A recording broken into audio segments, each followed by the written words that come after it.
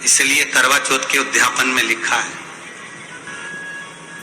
करवा चौथ के उद्यापन में लिखा है, आप लोग करते होगे ना करवा चौथ का व्रत, उसका जब उद्यापन होता है तो एक थाली में 13 जगह पर 4-4 पूड़ी रखी जाती है। आप लोगों को तो मालूम होगा, आप लोगों ने करा होगा करवा चौथ का उद्यापन।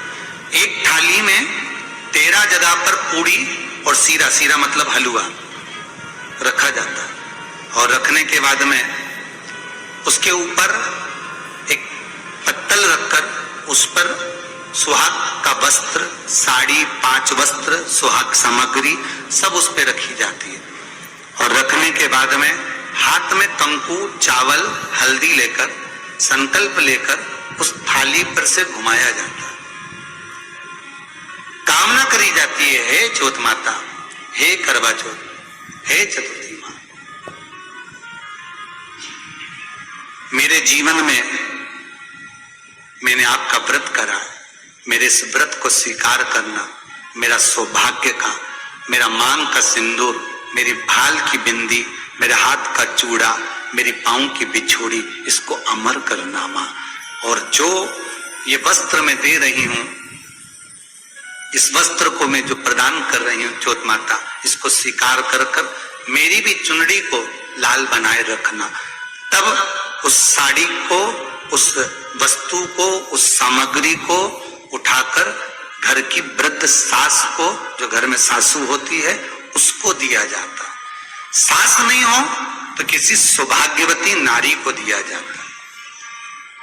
उसके बाद में आप फिर ब्राह्मणों का भोजन कराओ, बड़े प्रेम से बुलाओ और ब्राह्मण ब्राह्मणी का भोजन कराओ। अब आज के जमाने में जो करवा चौथ का उद्यापन होता है, उसमें जब समाज की माताएं उद्यापन करती है तो केवल स्त्री स्त्री को भोजन करा देती है, पुरुष को नहीं कराती। पर करवा चौथ के उद्यापन में लिखा है कि ब्राह्मण का भोजन होना चाहिए, उसके साथ सौभाग्यवती नारी आए, उसकी पत्नी। पर अपन ने तो सोचा कि चौथ माता का उद्यापन है तो केवल स्त्री स्त्री को खिला, उद्यापन का पूर्ण फल मिल जाएगा। नहीं,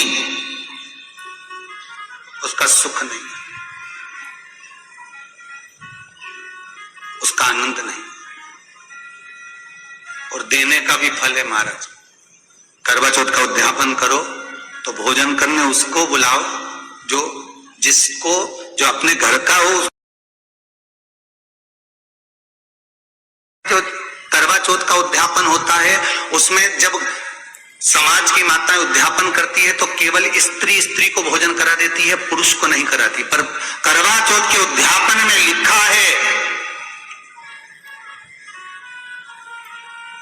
कि ब्राह्मण का भोजन होना चाहिए, उसके साथ सौभाग्यवती नारी आए, उसकी पत्नी। पर अपन ने तो सोचा कि चौथ माता का उद्यापन है तो केवल स्त्री स्त्री को खिला, उद्यापन का पूर्ण फल मिल जाएगा। नहीं, उसका सुख नहीं, उसका आनंद नहीं, और देने का भी फल है महाराज। करवा चौथ का उद्यापन करो तो भोजन करने उसको बुलाओ जो अपने घर का हो, उसको उद्यापन में नहीं गिनो। अपने घर के लोगों तो वैसे ही भोजन करेंगे, घर का व्यक्ति तो वैसे ही भोजन करेंगे ना, पर अपने उन्हीं को गिना। ने हमारी बड़ी जीजी के गिन लो, ने छोटी जीजी के गिन लो, ने भांजी के गिन लो, ने उसके गिन लो, ने उसके गिन लो, ने 13-14 ऐसे इकट्ठा कर लिया, ने सब ये अपने इकट्ठे हो गए, ये तो अपने हो गए।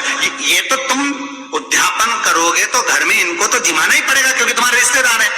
दूसरे को जिमा कर जब हम दान देते हैं, दान उसको लगता है जो दूसरे को दिया गया। कई लोग कहते हैं हमने बहन बेटी के दे दिया, तो बहन बेटी क्या दान लेती है? किस पुराण में लिखा है कि बहन बेटी दान लेती है? हमको वो भी बताना कि बहन बेटी दान लेती है, क्योंकि बेटी तो खुद कन्यादान में जाती है। बेटी का कन्यादान होता है, वस्तु का दान नहीं। बेटी खुद दान में दी जा रही है, कन्यादान में। बेटी कभी दान नहीं लेती महाराज, बहन बेटियां कभी दान नहीं लेंगी।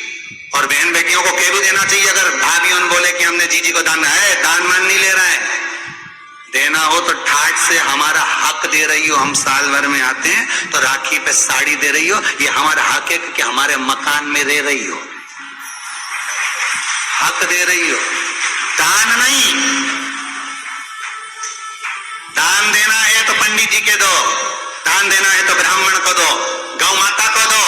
हम दान नहीं ले रहे, हम अपना हक मांग रहे हैं। ऐसे नहीं दोगी तो काले कोट वाले भैया से लिवाएंगे, हमारा कहीं जाए, हम तो दान दो।